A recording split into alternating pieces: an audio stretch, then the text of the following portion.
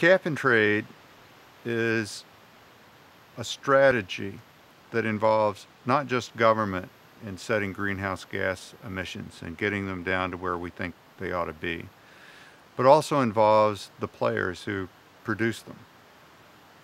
And the way it works is it sets a cap, which government has to do, and then allows those of us that are in industry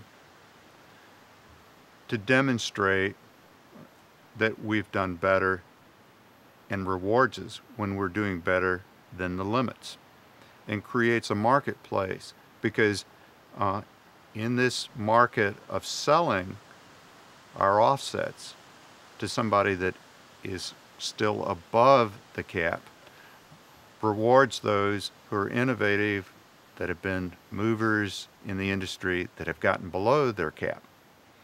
And it penalizes those who are actually above the limit.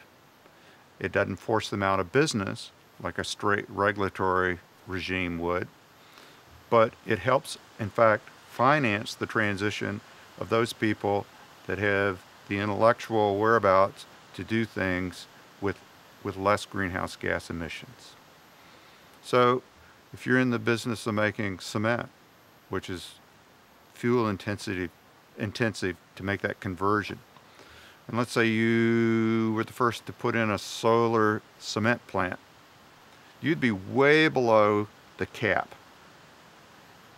And those benefits of CO2 emissions that you didn't produce, you could then sell in this marketplace of cap and trade. And there's an exchange in Chicago where this occurs. Okay? So it's a value. And it might be bought up by your competitor who's still burning coal, or by some other industry that's outside of that. Or it may be from someone that's producing a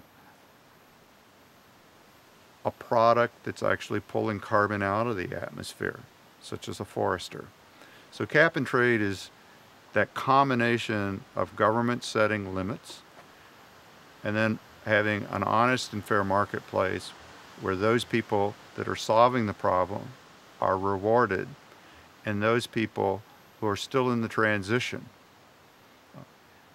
can actually finance or pay in order to stay in business. And collectively, we bring down the overall level of CO2 emissions.